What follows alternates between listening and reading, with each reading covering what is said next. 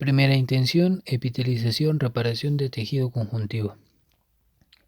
Segunda intención, contracción, epitelización. Tercera intención, contracción, reparación de tejido conjuntivo.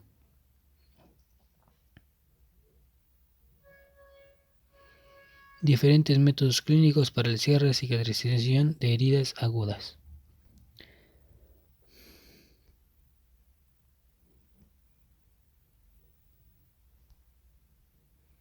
El clínico ha de estar familiarizado con estos factores e intentar contrarrestar sus efectos perjudiciales.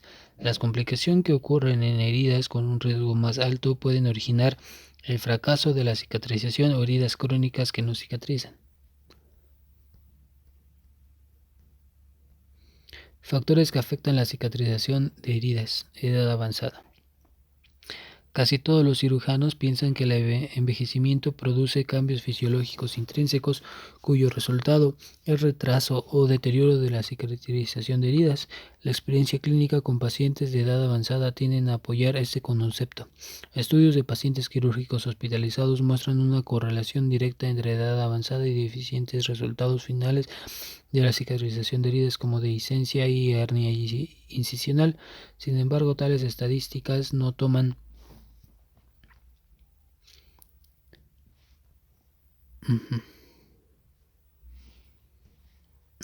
en cuenta las alteraciones o enfermedades subyacentes como posibles causas de deterioro de cicatrización. Las heridas de edad avanzada, la mayor incidencia de enfermedad cardiovascular, metabólicas, diabetes mellitus, desnutrición y carencias vitamínicas y cáncer, y la prevalencia del uso de fármacos que deterioran la cicatrización de las heridas pueden contribuir a una incidencia más alta de problemas de las heridas de edad avanzada. No obstante, la experiencia clínica más reciente sugiere que es posible realizar con seguridad intervenciones quirúrgicas mayores de edad avanzada. Los resultados de estudios en animales respecto a los efectos del envejecimiento en la cicatrización de heridas proporcionan resultados contradictorios.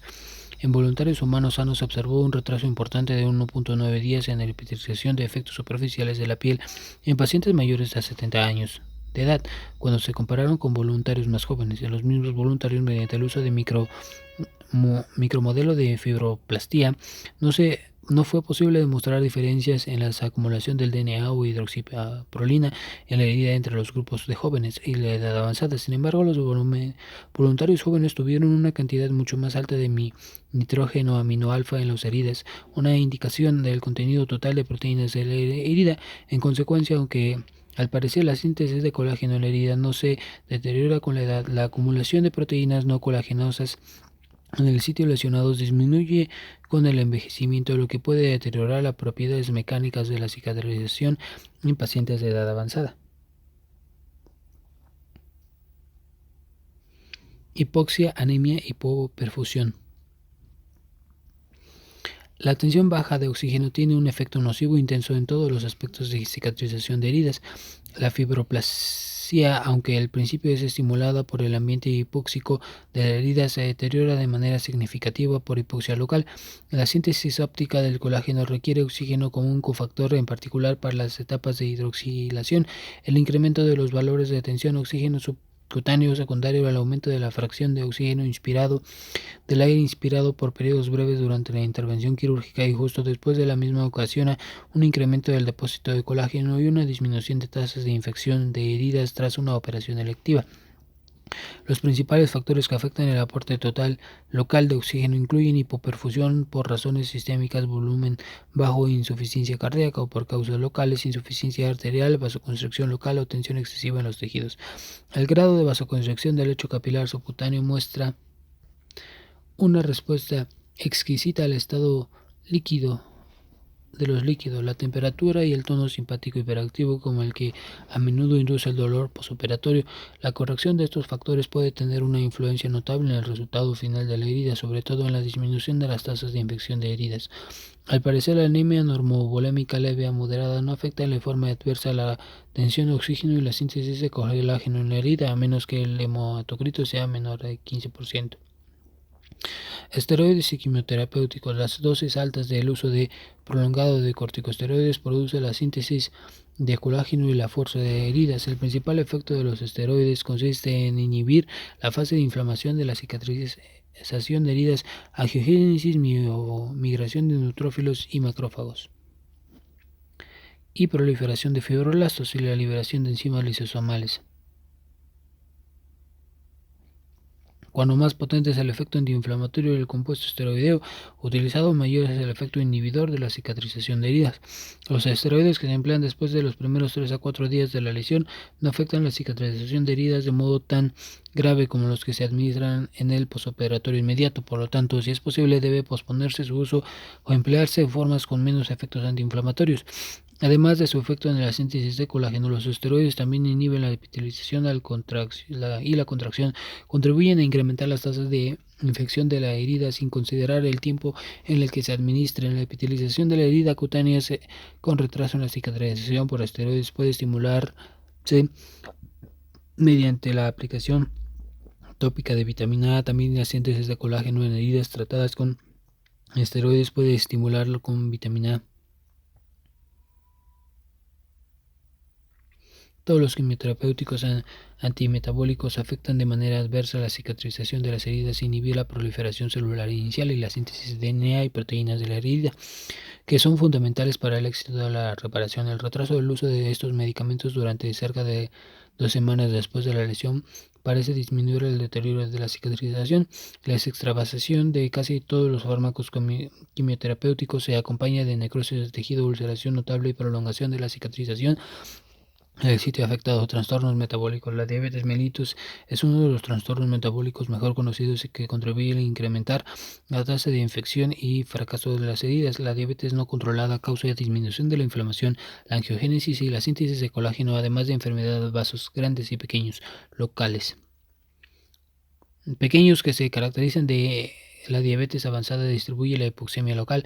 Suele describirse efectos en la función de los granulocitos, el crecimiento interno de las capilares y la proliferación de fibroblastos en la diabetes. La obesidad, la resistencia a la insulina y la hiperglucemia y la insuficiencia renal diabética contribuyen de manera significativa e independiente al deterioro de la cicatrización de heridas que se observan en los diabéticos.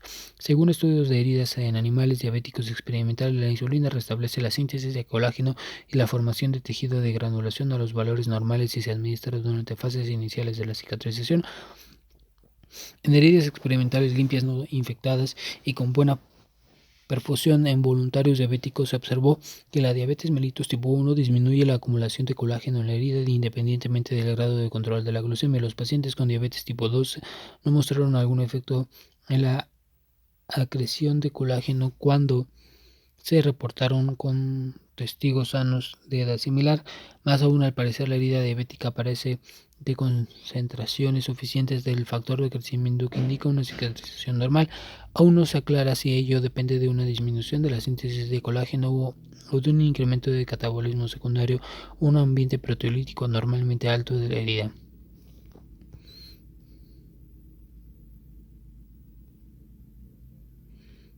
Adquisición de fuerza mecánica de la herida con el tiempo en la cicatrización normal tardía y alejada. Fuerza mecánica de la herida, tiempo. Cicatrización normal, cicatrización tardía, cicatrización alterada crónica. Factores que afectan la cicatrización de la herida sistémicos: edad, nutrición, traumatismos, enfermedades metabólicas, inmunosupresión, trastornos de tejido conjuntivo, tabaquismo locales, lesión mecánica, infección, edema, isquemia, necrosis de tejido, agentes tópicos, radiación ionizante, tensión de oxígeno baja, cuerpos extraños.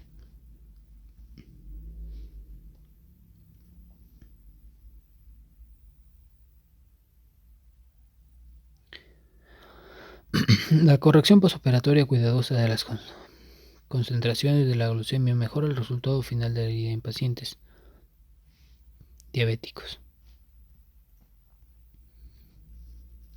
El incremento de la tensión de oxígeno inspirado, el uso razonable de antibióticos y la corrección de otras anormalidades metabólicas coexistentes pueden resultar en una mejoría de la cicatrización de la herida.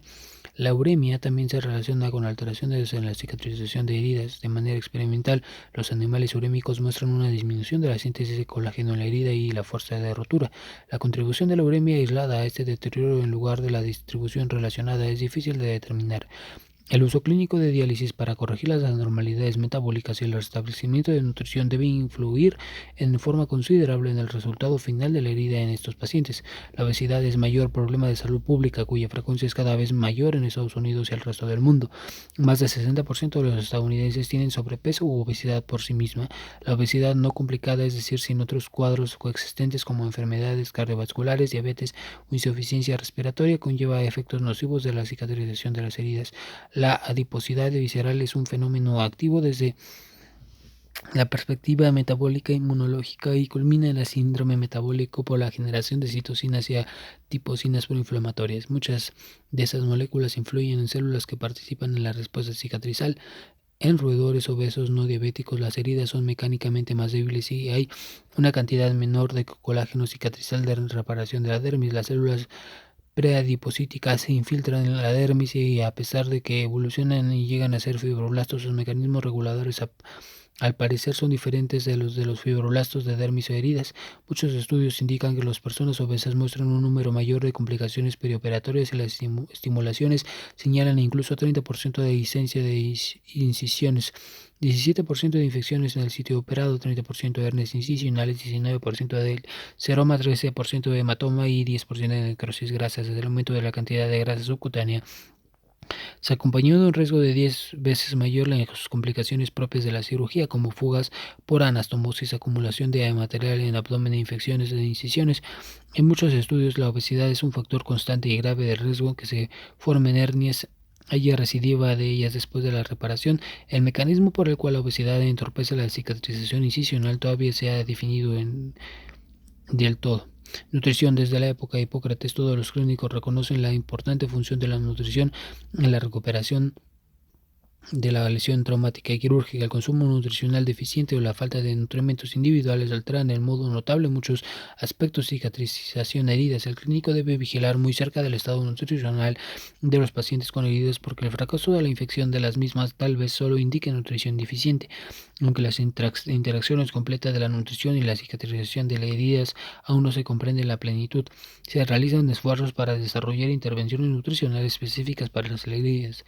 El uso de farmacológico de nutrimentos individuales como moduladores de los resultados finales de la herida. Los roedores experimentan alimentos con una dieta de 0 a 4% de proteínas, experimentan un deterioro del depósito de colágeno con disminución de secundaria de las fuerzas de rotura de la herida o la piel y la fascia, y un incremento de las tasas de infección de heridas. La inducción de estado deficiente de energía proporcionar solo 50% de los requerimientos calóricos normal produce una disminución de la formación de tejido de granulación y el depósito de proteínas de matriz en ratas. El ayuno agudo en ratas deteriora mucho la síntesis de colágeno, en tanto que el mRNA procolágeno disminuye. En la clínica es muy raro encontrar desnutrición pura de energía de proteínas y la inmensa mayoría de los pacientes presenta desnutrición de proteínas y energía combinada. Estos enfermos experimentan una reducción de acumulación de hidroxiprolina, un índice de depósito de colágeno en tubos politrafluoretileno,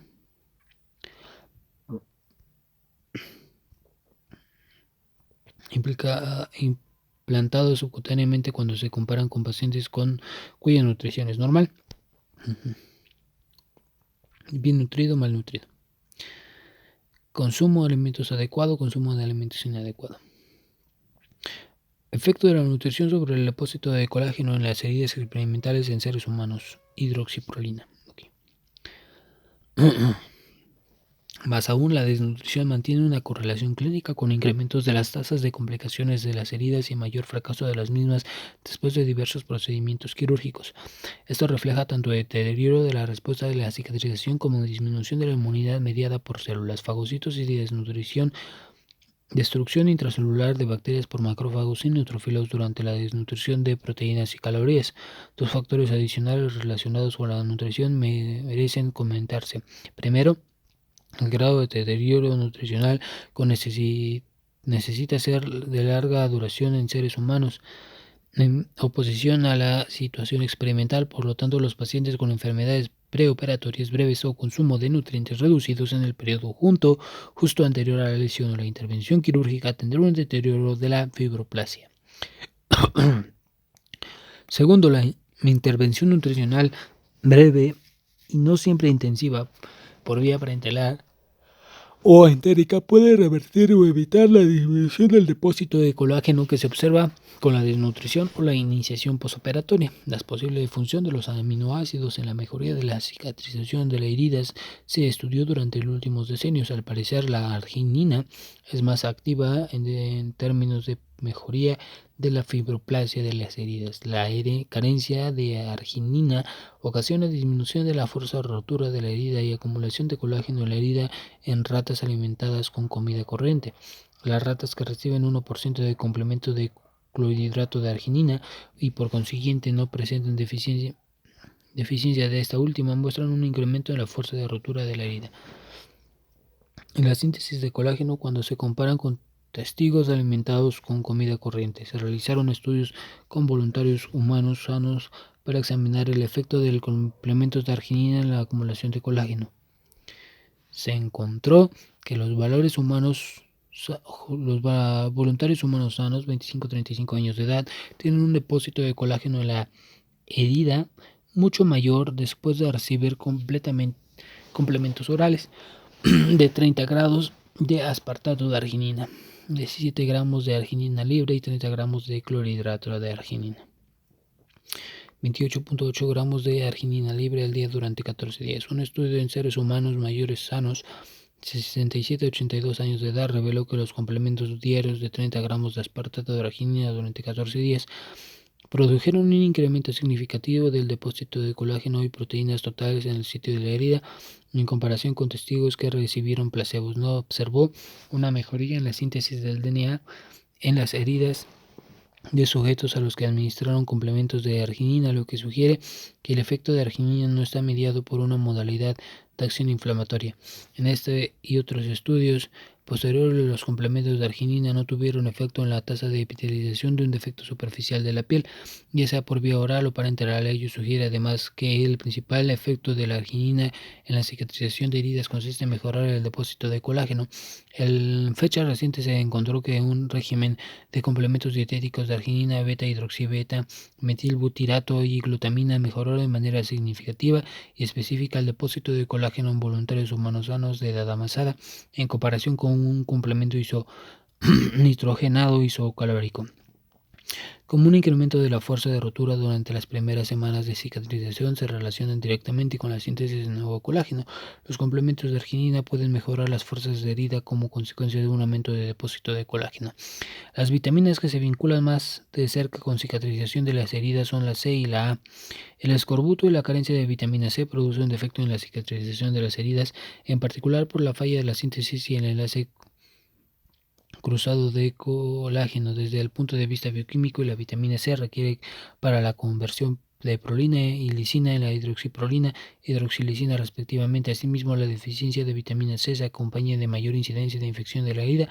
Si esta última ocurre o tiende a ser más grave, se cree que estos efectos se deben al deterioro concurrente de la función de los neutrófilos, disminución de la activación del complemento y reducción del aislamiento de las bacterias secundarias del depósito e insuficiencia de colágeno. La reacción dietética. Valores de 14 a 7 días para el aspartato, hidroxiprolina, lisina, alfa-amino nitrógeno en voluntarios que recibieron complementos alimenticios, arginina, beta-hidroxi, beta-metilbutirato y glutamina.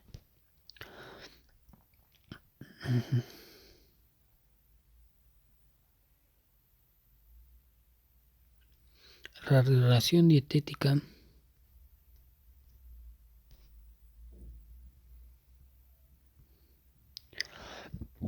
recomendada es de 60 miligramos día,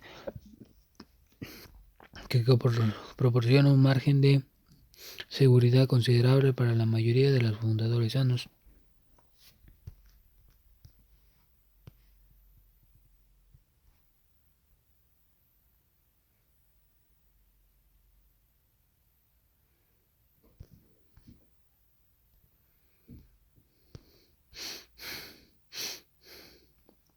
Ese requerimiento puede aumentar hasta 2 gramos días en pacientes lesionados de gravedad o con una quemadura extensa, aunque no se encuentra con pruebas que identifiquen en el contexto de vitamina C es tóxico. Tampoco está comprobado que las dosis supraterapéuticas de vitamina C ofrezcan algún beneficio. La deficiencia de vitamina A deteriora la cicatrización de heridas, en tanto que los complementos de las mismas las benefician tanto en seres humanos como en animales sin deficiencia.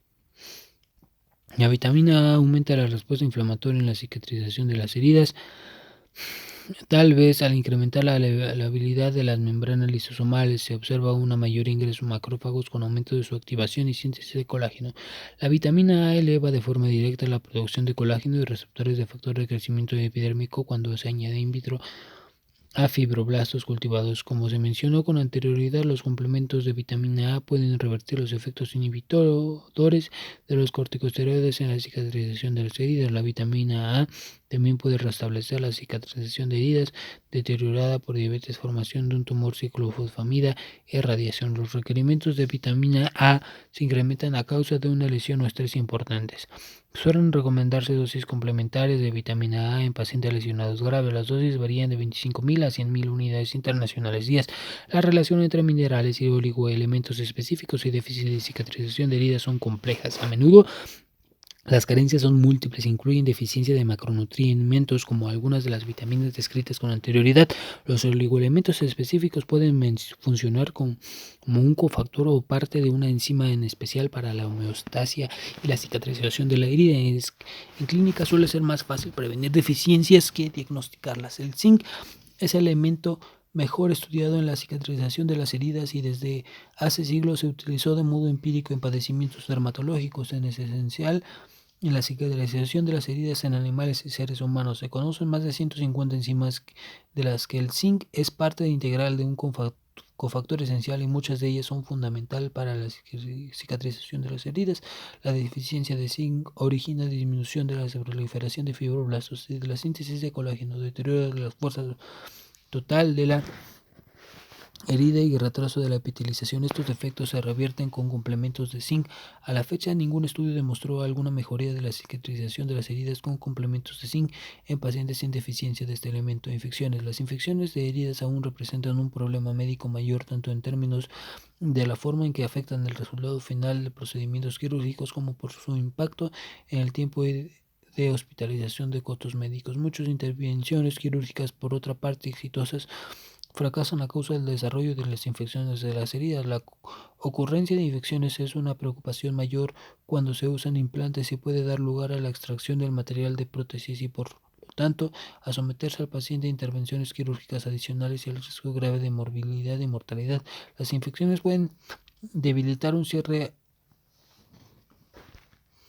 abdominal o la reparación de la hernia y producir dehiscencia de la herida o recurrencia de la hernia. Desde el punto de vista estético, las infecciones pueden originar cierres deformantes, desagradables o tardíos. Se realizan estudios exhaustivos para examinar el tratamiento profiláctico apropiado de la hernia quirúrgica. El epitelio intacto evita la entrada de los contaminantes bacterianos que suelen encontrarse en la piel y en los tejidos profundos. La intervención quirúrgica altera el epitelio intacto y permite el acceso de las bacterias a estos tejidos y al torrente sanguíneo. La profilaxis con antibióticos es más eficaz cuando se encuentran concentraciones adecuadas de antibióticos en los tejidos al momento de la incisión y el aseguramiento de la dosificación, propagación preoperatorias adecuadas de antibióticos. Se ha convertido en una medida significativa del desempeño hospitalario. La adición de antibióticos tras la ocurrencia de una contaminación quirúrgica resulta eficaz para evitar infecciones posoperatorias de la herida. Estudios que comparan operaciones practicadas con profilaxis con antibióticos y sin ella demuestran que los procedimientos clase 2, 3 y 4, véase más adelante, en los que se emplean antibióticos profilácticos apropiados acompañan de apenas un tercio de la tasa de infección de heridas observadas en las series sin tratamiento publicadas. En fechas más recientes se demostró que repetir las dosis de antibióticos es esencial para disminuir las infecciones posoperatorias de la herida en intervenciones cuya duración excede la semivida bioquímica. del antibiótico en las que se presenta una hemorragia del grado volumen y restitución de líquidos. Puede administrarse dosis adicionales de antibióticos durante 24 horas después de la operación o en casos prolongados en los que pacientes en que se usan implantes protésicos cuando se encuentran una contaminación inesperada. La selección de antibióticos para la profilaxis debe ajustarse al tipo de operación a practicar. Los contaminantes quirúrgicos que podrían encontrarse durante el procedimiento y el perfil de microorganismos resistentes presentes en la institución donde se efectúa el procedimiento quirúrgico. El surgimiento de la diseminación continua de Staphylococcus aureus resistente a la meticilina y Enterococcus resistente a la vancomicina.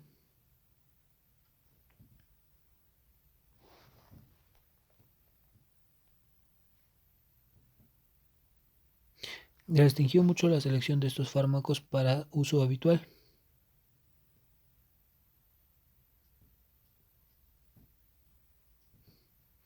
En el cuadro 9-7 presenta un ejemplo de guías terapéuticas para intervención quirúrgicas específicas.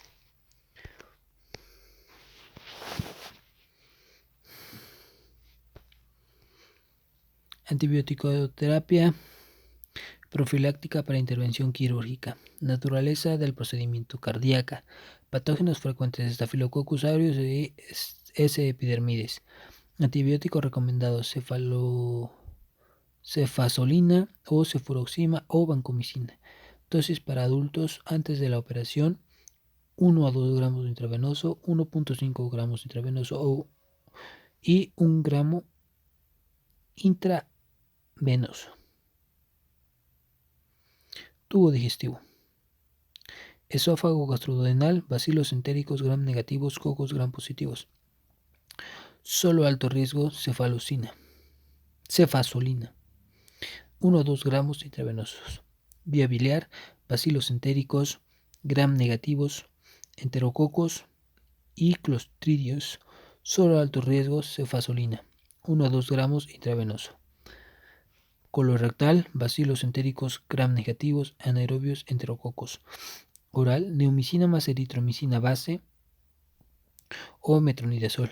Parenteral: cefoxitina o cefotetán o cefazolina más metronidazol o ampicilina sulbactam, 1 a 2 gramos intravenosos, 1 a 2 gramos intravenosos, 1 a 2 gramos intravenosos, 0.5 gramos intravenosos y 3 gramos intravenosos. Ok. Ampicilinic apendicectomía no perforada, los mismos que para colorectal. Cefoxitina o cefotetán o cefazolina más metronidazol, 1 a 2 gramos intravenosos, 1 a 2 gramos intravenosos, 0.5 gramos intravenosos. Genitourinario: solo citoscopía. Bacilos entéricos gram negativos, enterococos. Solo alto riesgo: ciprofloxacina o trimethoprim sulfametoxazol 500 mg PO o 400 mg intravenosos, un comprimido de S. Citoscopía con manipulación o instrumentación de tracto superior. Bacilos entéricos gram negativos, enterococos, ciprofloxacina o trimethoprim sulfametoxazol 500 mg PO o 400 mg intravenosos, un comprimido de S. Cirugía laparoscópica o abierta. Bacilos entéricos gram negativos, enterococos, cefazolina 1 a 2 gramos intravenosos.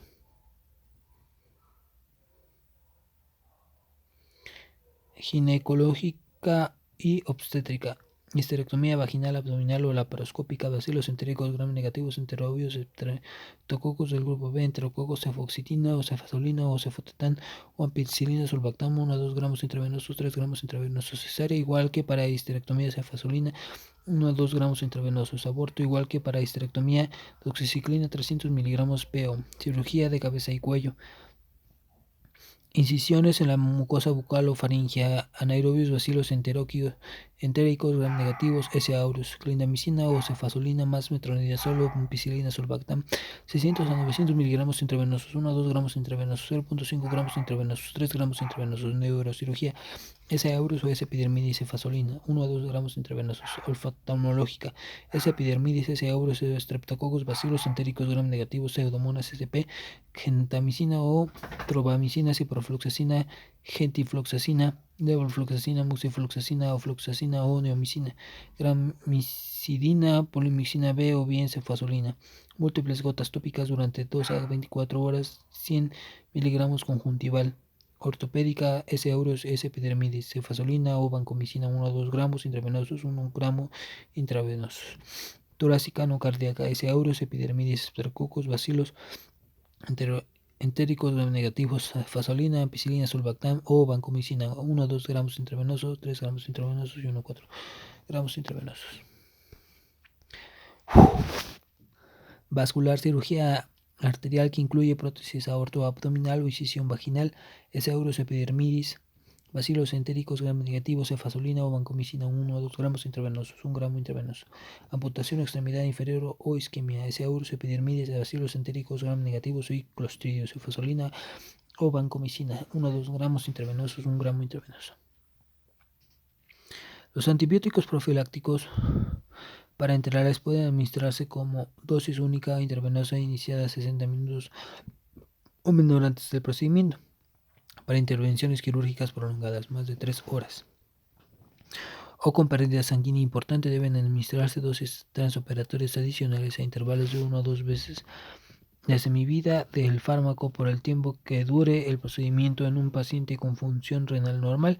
Si se usan vancomicina o una fluoroquinolona, la infusión debe iniciarse 60 a 120 minutos antes de la incisión inicial para minimizar la probabilidad de una reacción de la infusión cercana al momento de la inducción anestésica y para alcanzar niveles adecuados al momento de la incisión.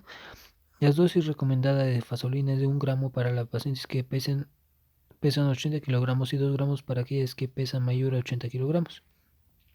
La morbilidad de los pacientes obesos tal vez requiera dosis más altas. Algunos consultores recomiendan una dosis adicional cuando se suspende la derivación durante una intervención a corazón abierto.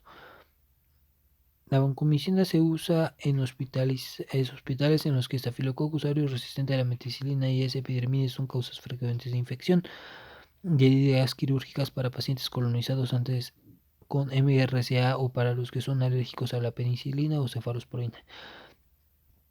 La administración de IV rápida puede causar hipotensión, la cual puede ser muy peligrosa durante la inducción anestésica. Aun cuando el fármaco se administra durante 60 minutos, puede haber hipertensión. El tratamiento con difenhidramina y el descenso adicional de la velocidad de infusión puede ser útiles. Algunos expertos administran 15 miligramos kilogramo de las bacterias gram negativas con patógenos comunes. La mayoría de los expertos incluirían también otros fármacos como aminoglucósidos, gentamicina, tropamicina I o amicacina, aztreonam o fluoroquinolonas. Obesidad mórbida, obstrucción del tubo digestivo, descenso de acidez gástrica o la motilidad gastrointestinal, hemorragia gástrica, neoplasia y perforación, inmunodeprimidos. Para pacientes alérgicos a penicilina y cefalosporina, es una alternativa razonable es la clindamicina, vancomicina combinada con gentamicina, ciprofloxacina, levofloxacina o aztreonam. Las fluoroquinolonas no deben usarse con profilaxis en la cesárea. Edad mayor a 70 años, colecistitis aguda, vesícula biliar no funcional, ictericia obstructiva o cálculos en el colédoco. Cefotetán, cefoxitina y ampicilina sulbactam con alternativas razonables, además de la preparación mecánica del intestino, 1 gramo de neomicina más 1 gramo de eritromicina a 1, 2 y 11 pm o 2 gramos de neomicina más 2 gramos de metronidazol a las 7 y 11 pm del día previo a una operación a las 8 am. Debido a la creciente resistencia de E. coli, las fluoroquinolonas y la ampicilina sulbactam, los perfiles de sensibilidad local deben revertirse con anterioridad. Para el tratamiento de víscera perforada a menudo se continúa durante 7 días. Cultivo urinario positivo no disponible, catéter preoperatorio, biopsia prostática transrectal, colocación de material protésico, onda de choque, litotripsia, uteroscopia, incluye cirugía renal percutánea, procedimiento con entrada del tracto urinario y aquellos que necesitan implante de una prótesis. Existe manipulación del intestino. La profilaxis se administra de acuerdo a las guías colorectales. Dividir 100 miligramos 1 hora antes del procedimiento y 200 miligramos media hora después. Si va a usarse un torniquete en el procedimiento, las dosis completas de antibióticos deben infundirse antes de inflarlo, tomando con autorización a partir de Treatment Guideline from Medical Letter.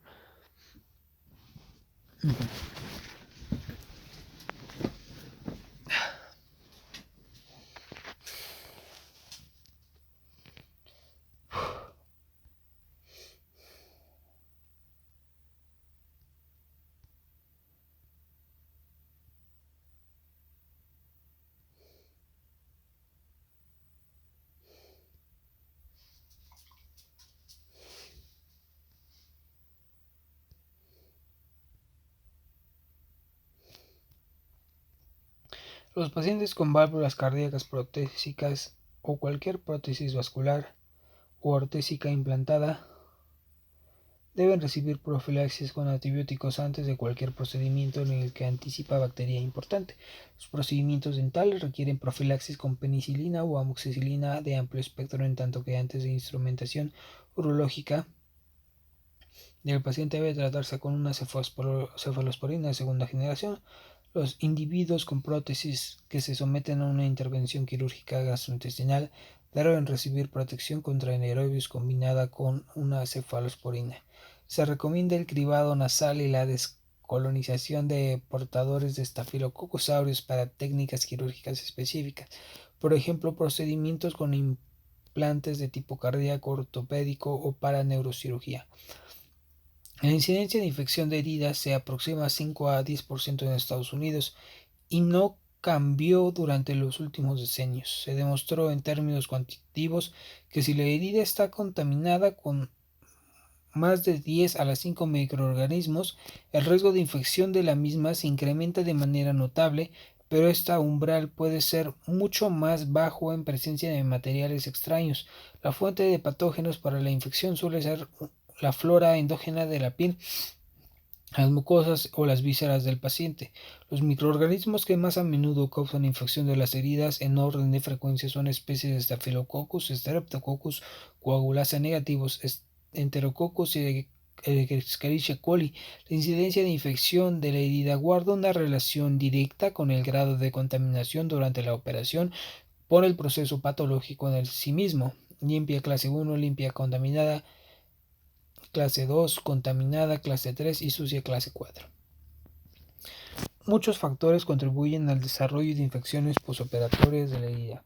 Casi todas las infecciones de una herida quirúrgica se manifiestan en el transcurso de 7 a 10 días del posoperatorio, aunque un número pequeño se presenta años después de la intervención quirúrgica original. Con el acortamiento creciente de la hospitalización, muchas infecciones se detectan en pacientes externos, lo que conduce a una subestimar la incidencia verdadera de la infección de la herida. La definición real de infección de la herida es motivo de debate. La definición más estrecha incluiría heridas de las que drena material purulento con identificación de bacterias en el cultivo. La definición más amplia comprendería todas las heridas con drenaje de pus.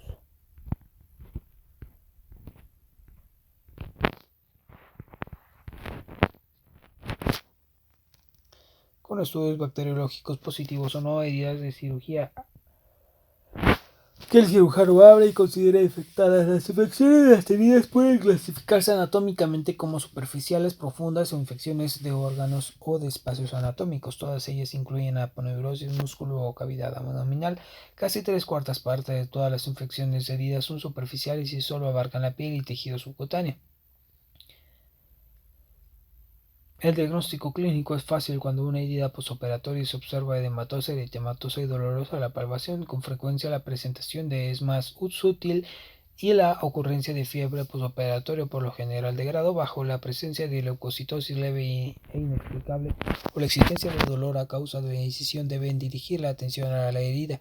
La inspección de esta última es muy útil para detectar un edema sutil alrededor de la línea de sutura o de grapas, que se manifiesta por un aspecto serio de la piel que caracteriza la fase inicial de la infección. Si se presume infección de la herida, deben quitarse varios puntos o grapas alrededor de la área mayor sospecha, insertar un aplicador con punta de algodón en el área subcutánea a fin de abrir un segmento pequeño de la incisión.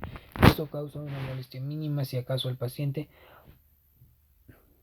La presencia de pus exige abrir aún más las capas subcutánea y de la piel en toda la extensión de la bolsa infectada. Es necesario obtener muestras para cultivos aerobios y anaerobios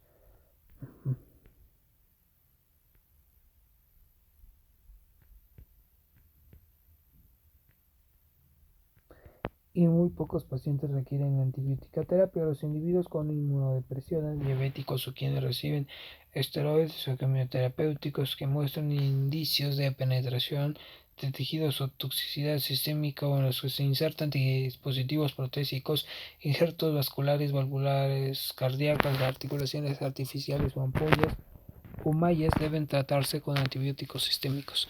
Las infecciones profundas de la herida surgen justo adyacentes a la fascia, ya sea arriba o abajo de la misma, y suelen tener un componente intraabdominal. Sin embargo, la mayor parte de las infecciones intraabdominales no se comunica con la herida. Las infecciones profundas se presentan con fiebre, leucocitosis. La incisión puede drenar pus en forma espontánea, o tal vez se reconozcan alguna extensión intraabdominal si se sigue el drenaje.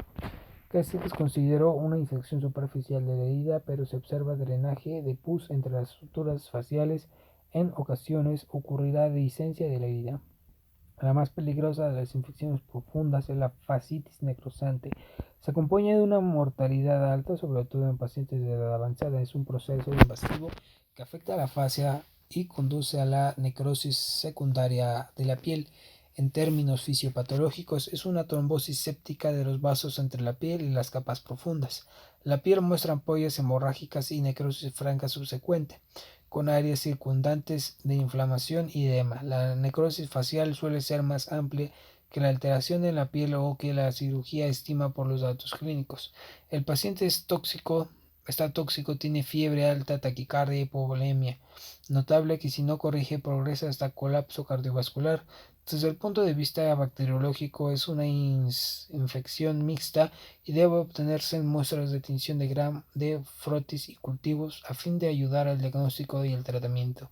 Tan pronto como se cuente con los estudios bacteriológicos, es necesario iniciar el tratamiento con dosis altas de penicilina, 20 a 40 millones de unidades día por vía intravenosa, por la preocupación respecto a la presencia de Clostridia perfringens y especies similares. Habrá que agregar antibióticos de amplio espectro y modificar el régimen con base en los resultados de cultivo. Se practica reanimación cardiovascular con soluciones electrolíticas, sangre y plasma en todos ellos, tan rápido como sea posible antes de iniciar la anestesia. El objetivo del tratamiento quirúrgico es la eliminación meticulosa de toda la piel y la fascia necrosadas. Si la fascia necrótica está recubierta por piel viable, se hacen múltiples incisiones longitudinales en la piel para permitir la decisión de la fascia desvitalizada. Aunque el objetivo de la primera intervención quirúrgica consiste en eliminar todo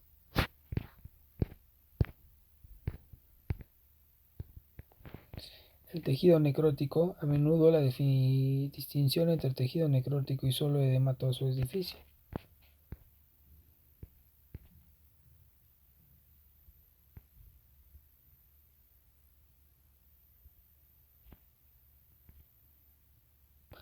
La inspección cuidadosa cada 12 a 24 horas revelará cualquier área necrótica nueva.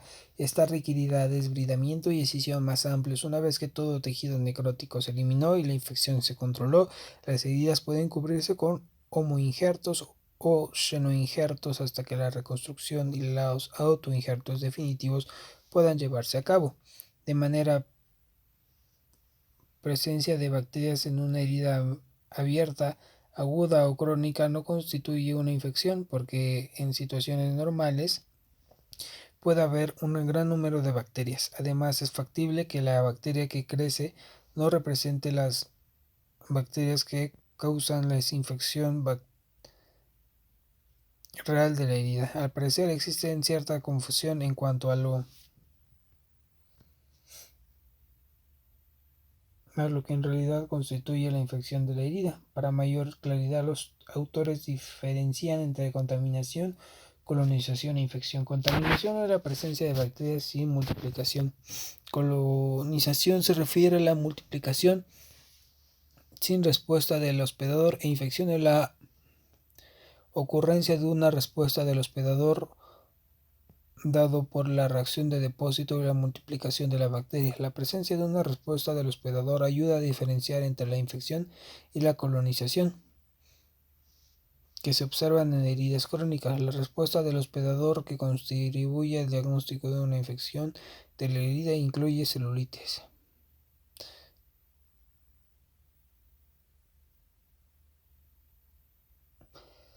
exudado anormal, retraso de la cicatrización y cambios en el dolor, tejido de granulación anormal, formación de puentes y olor. anormales. Como se señaló con anterioridad, los neutrófilos desempeñan una función importante en la prevención de la infección de heridas.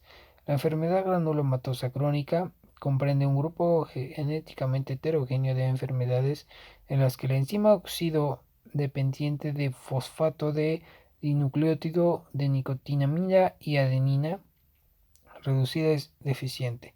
Este defecto deteriora la destrucción intracelular de microorganismos y deja al paciente susceptible a infección por bacterias y hongos. Los afectados tienen infecciones recurrentes y forman granulomas que pueden ocasionar obstrucción del antro gástrico y las vías genitourinaria y cicatrización deficiente de la herida.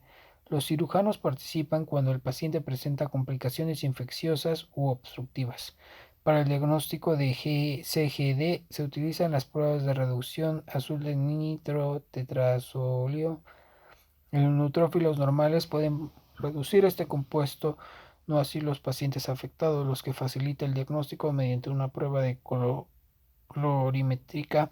Desde el punto de vista clínico, los enfermos desarrollan infecciones recurrentes como neumonía, linfadenitis, absceso hepático y osteomielitis. Los microorganismos causales más frecuentes son Staphylococcus aureus, Aspergillus, Klebsiella, Serratia o Candida. Cuando los pacientes con CGD requieren cirugía, debe considerarse una prueba de función pulmonar preoperatoria, pues están dispuestos a enfermedad pulmonar obstructiva restrictiva. Las complicaciones de la herida son frecuentes, en particular la infección. La sutura se quita tan tarde como sea posible, por la que las heridas cicatrizan con lentitud. Las sondas de drenaje para el absceso deben dejarse colocadas durante un periodo prolongado hasta que la infección se resuelve por completo. Se ha demostrado que la hiperglucemia constituye un factor significativo de riesgo de infecciones en el posoperatorio, al inicio de la fase posoperatoria y después del transoperatorio y fases ulteriores del control estricto de la glucemia se acompaña. ¡No! De estricto de la glucemia se acompaña de disminución notable de la frecuencia de complicaciones infecciosas. En particular, después de cirugía cardíaca, el control glucémico demasiado estricto, 80-100 miligramos sobre 100 mililitros, al parecer se acompaña de más complicaciones y tiene la misma eficacia y tal vez menos que el control moderado, 120-180 miligramos sobre 100 mililitros. Otro factor del hospedador que interviene en el desarrollo de la infección superficial en sitios quirúrgicos se relaciona con el estado de lecho capilar subcutáneo. Thomas K. Hunt demostró después de muchos años de intervención que el lecho capilar mencionado es sumamente sensible a la hipovolemia, la hipotermia y la tensión, lo que ocasionaba la vasoconstricción rápida con disminución secundaria del aporte de oxígeno y mayores índices de infección. Se ha demostrado por separado y en conjunto que conservan la euvolemia la temperatura central por arriba de 36 a 36,5 centígrados y el control de dolor disminuyen las cifras de infecciones de heridas. Otro dato, lo que dure la operación y el posoperatorio inmediato constituye una forma de mejorar el aporte de oxígeno al tejido subcutáneo. En muchos estudios con tal maniobra se obtuvieron resultados satisfactorios, pero también se han obtenido resultados negativos si se le practica como técnica única. Ello sugiere que el control del volumen, la temperatura, el dolor y el aporte de oxígeno en conjunto puede ser una estrategia más fructífera para aminorar la frecuencia de infección e incisión quirúrgicas. Heridas crónicas. Las heridas crónicas se definen como heridas que no prosiguieron a través del proceso ordenado que produce una integridad anatómica y funcional satisfactoria, o que continuaron por el proceso de reparación sin producir resultados anatómicos y funcionales adecuados. Casi todas las heridas no cicatrizan en 3 meses se consideran crónicas. Las úlceras cutáneas, que por lo general se presentan en el tejido blando traumatizado o con alteraciones vasculares, también se consideran de naturaleza crónica. En proporción son principales componentes de las heridas crónicas, además de los factores que pueden retrasar la cicatrización de la herida ya comentados. Es posible que otros mecanismos causen y ocupen un sitio en la causa de las heridas crónicas. Los traumatismos repetidos, la perfusión o la oxidación deficiente, una inflamación excesiva, o todos ellos contribuyen a la causa de la perpetuación de la cronicidad de las heridas. La falta de respuesta a las señales reguladoras normales también se considera un factor de predicción de las heridas crónicas. Lo anterior puede ocurrir como un fracaso de la síntesis normal de factores de crecimiento y por consiguiente un incremento de catabolismo de factores de crecimiento en el ambiente de una herida que es notablemente proteolítica a causa de la presión excesiva de la actividad de proteasa o una falla de los mecanismos inhibidores antiproteasa normales. Asimismo, se encontró que el potencial de proliferación se reduce en los fibroblastos. Las heridas crónicas tal vez puede envejecer por envejecimiento o disminución de la expresión de receptores de factor de crecimiento. Las heridas crónicas se deben a diversos factores causales. A continuación se estudian algunos de los más frecuentes. La transformación maligna de úlceras crónicas puede ocurrir en cualquier herida de larga duración. Úlcera de Marholding. Toda herida que no cicatriza durante un periodo prolongado es propensa a la transformación maligna. La presencia de bordes de la herida volteados constituye la diferencia clínica entre las heridas malignas y las que no son. En las pacientes en que se sospeche transformación maligna es necesario obtener una biopsia de los bordes de la herida para descartar malignidad. Los cánceres que surgen por primera vez en heridas crónicas incluyen carcinomas espinocelulares y vasocelulares.